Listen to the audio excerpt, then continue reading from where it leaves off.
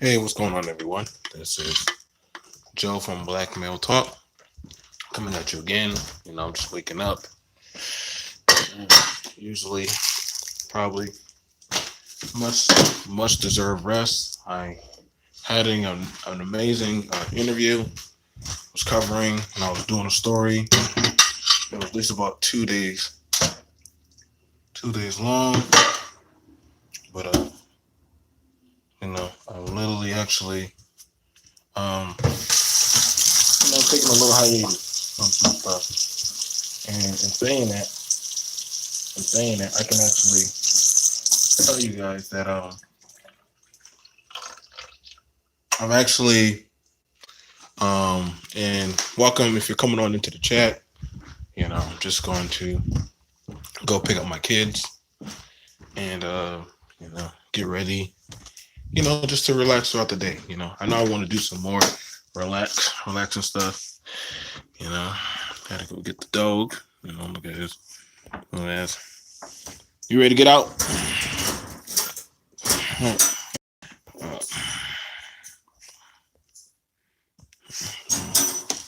no, he's ready to get out. But I wanted to do a talk with y'all while we're on our way to go get the kids on whose narratives are you following, and if are you at the point now where do you fear reading and being alone? Hey, calm down, chill out. This ain't about you. You can go back to the cave if you want to, but are you afraid being alone? I do apologize. I'm just a little bit of type of person. I like to have stuff clean. It's just me. But do you fear being alone? Um, I learned a lot talking to an amazing woman. Um, you know, and also I I had a lot of clarity this week. Had a lot of clarity uh, in learning more about my people that you hang with and hang around, and just how a lot of people move. You start picking up on things on just how are they out there, and when um, you start reading people, you learn that every book ain't the same, and everyone doesn't follow the same design, and that's okay because um, what you got to start doing is learning how to play it back. You got to learn how to start keeping to yourself. If it need be. Um, I've always been to myself for a lot of my life when it came to growing up, and I fear that a lot of people do want validation or do want to have a group to call home or say that these are my people or those are, that's my group or that's my clique or set, and I mean, that would be nice in the perfect world, but as you start getting older and you start looking at things and you start paying bills or start looking at stuff going on in life, everybody doesn't have that shared expense. Everybody doesn't have that time because how I made my investment, how you made your investment, or how some people came about in their walk in life, hasn't always been the same. Um, and that's no smart to nobody else or any diminish of your upbringing. But I understand that as I was coming up in life, um, that I had to be accountable for a lot of things. Um, and I didn't always have that support. So I built the support self by my own self interest. I had to write my own narrative. You know, it wasn't easy. Some people are afraid to follow by that. Like I talked to a brother earlier, and he was talking on um, he was talking on about how about his black experience with me, and I said, well, that's all good and all about how you go over your black experience, but you don't even um, reside in a black area, community, or let alone uh, literally your background of rearing.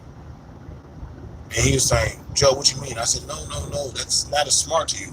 Sometimes we understand just because you're not in a black space or a black area doesn't mean that your story is any less black. I think that's a big issue that we have. We have that issue where if somebody does not go by the protocol or the um, doggone BC 15 AD book being black, then somehow they're an outcast. They're sold out. But see, I, I grow tired of the narratives because not every black man needs to raise a family. Not every black woman needs to be doggone tied down to a man. Not every black person needs to give and have to endorse the black community. I wish we would stop with those things. And yeah, I did say what I just said. I do not care how you took it. You get what your patronage is to. I mean, honestly, like we look at it and I always remember a story of this one kid, and his dad gave him $100, and everyone loved him. Everybody wanted to be around him and was patting him on the back. But you know what he did with the $100? He took it and he bought him and his friend who has butt ton of asthma. He bought him. He bought them both some comics. He was like, y'all didn't know me before I got this. Y'all didn't care to hang with me. So why do you know me now? I mean, I'm hearing people always talk about no new friends and hey, we need to do this or we need to move in that direction. But I'm telling y'all that listen, man, you don't have to doggone follow by the narratives of what people tell you. People tell you that you need to be this chivalrous, or you need to do this or that, or you need to actually walk in this path. If that's not your narrative, that's not your book, you don't have to do that. I'm not doing that. I'm not going to force somebody to read that kind of book. I'm not going to tell somebody to do that. I follow by my own doggone drum. I've been doing that for a while. I'm not afraid to sit at the lunch table and eat by myself. Actually, I eat more comfortable by myself because I know I'm coming in to do what I need to do, get in and get out. We care too much about. Hey, Jane, sorry about that.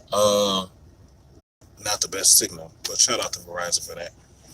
Also, shout out to Clio, an app that teaches you how to budget and actually manage your funds and your finances. That's another thing.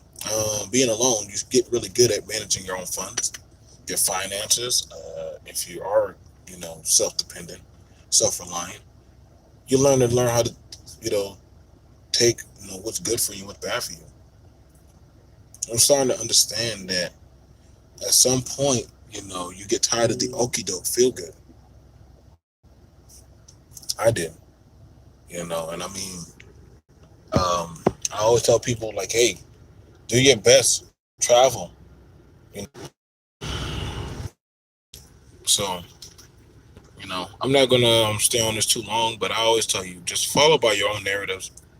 You know, understand your own concept of what you want to view as success. If other people say that, hey, what can you do for us?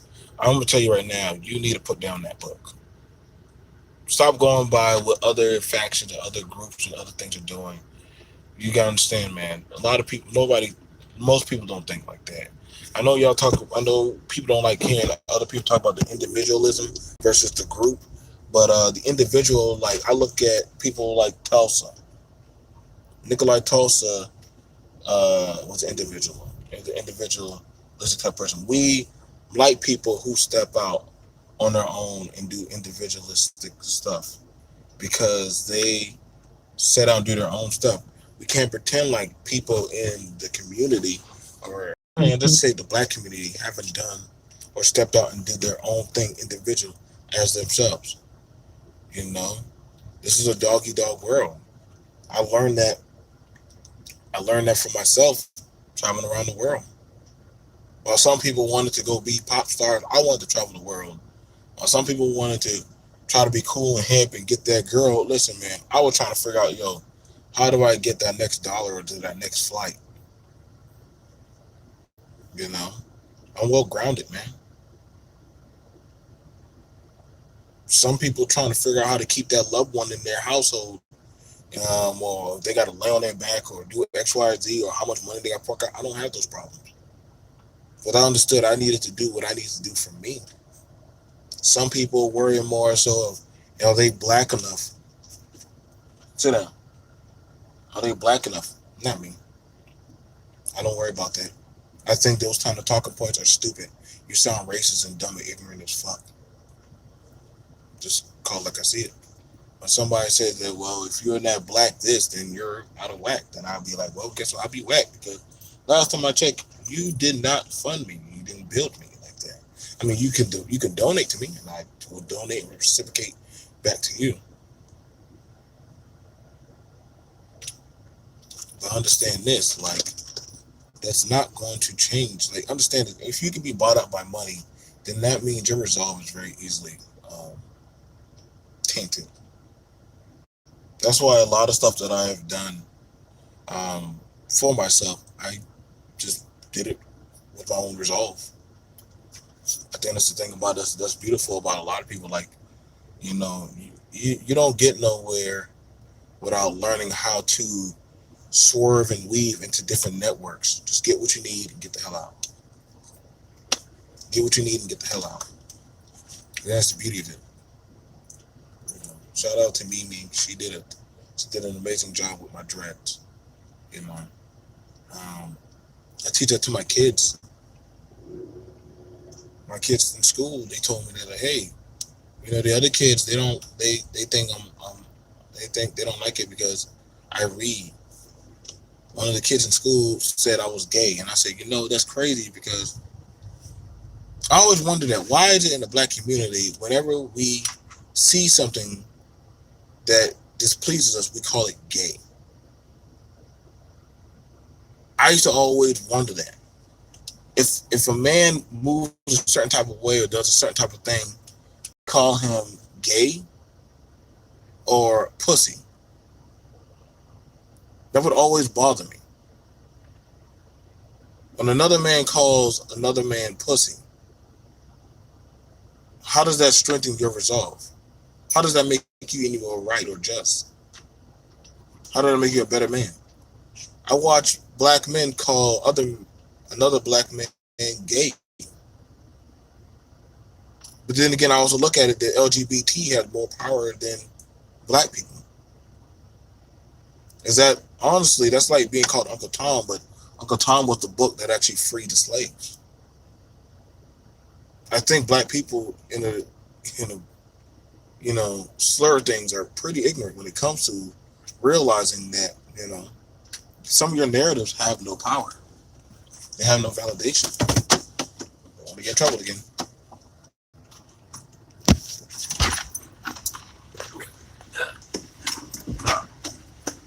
Yeah, we didn't do nothing wrong at school. You didn't do nothing wrong? Here, take your dog. I got an A.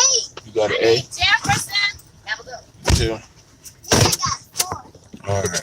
You guys didn't get all. What the chicken have for us? Okay. There's That's so good. much rat in my head, so it hurts. I'm good.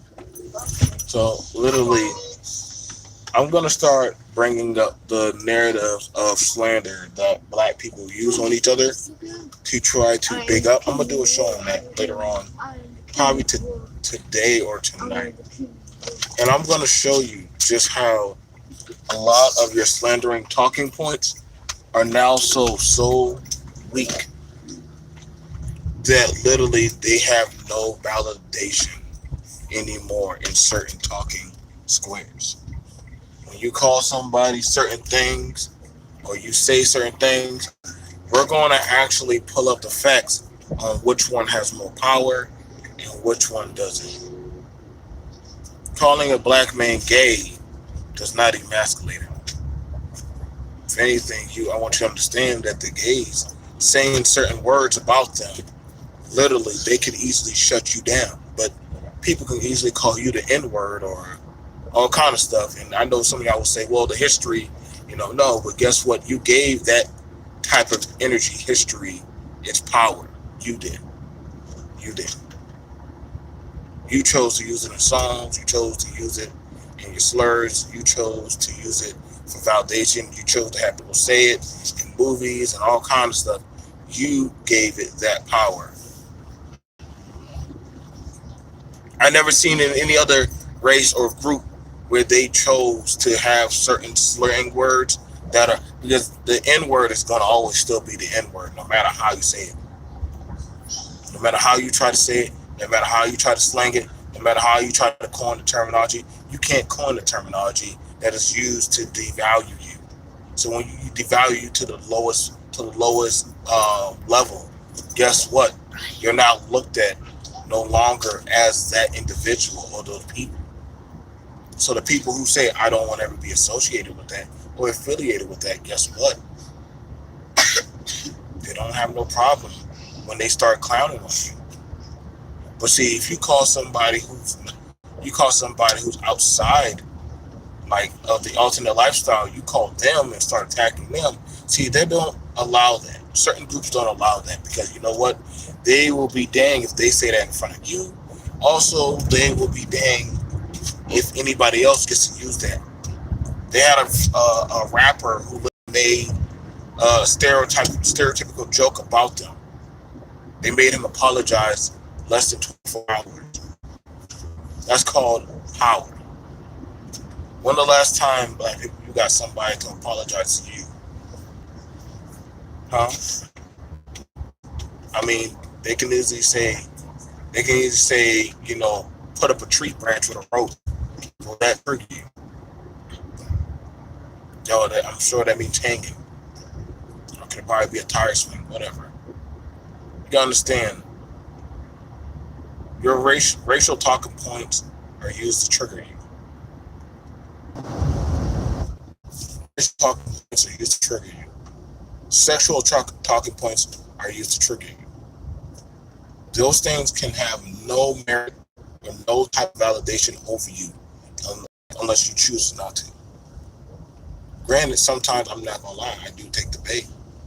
But after a while, nowadays, when I listen to certain people talk or certain groups and stuff, I now understand when I literally had my friends tell me, like, why do you hang or affiliate with those people? And you know that's not your circles. You know that's not your groups. I think I've sunken into BMP over $1,000. Close to, yeah, over $1,000. Because I love my brands, not brands. I love what we do. I love being able to help my people. I love being able to give. And I say my people, I'm talking about people. I'm not going to say all black people. I'm not going to say that. I like being able to watch us do events and stuff. My panel consists of me, a black Christian Republican conservative. And it consists of Mimi. Shout out to Mimi, my spouse. It consists of Jay, my co-host, who is a black feminist, which I'm proud to still be her friend. Consists of Healthy. And Healthy is a black man who is also a conservative. It also consists of Who else? Junior. Consists of Big Mo. It consists of. Can also consist of. We got Nikki. She's a successful black woman. Charity. She's successful as hell. A lot of good affiliate people. We do. We also have Mobile. Let me not forget him. Mobile, you know I love you. And Mobile is openly, I think, along with Jay, they're openly LGBTQ. Mobile will tell you. Actually, that's one of the first shows them out of the chat. I won't ever disrespect one of my people. I won't ever do that. I'll handle it. Let me handle it. Excuse me. Oh. Go ahead.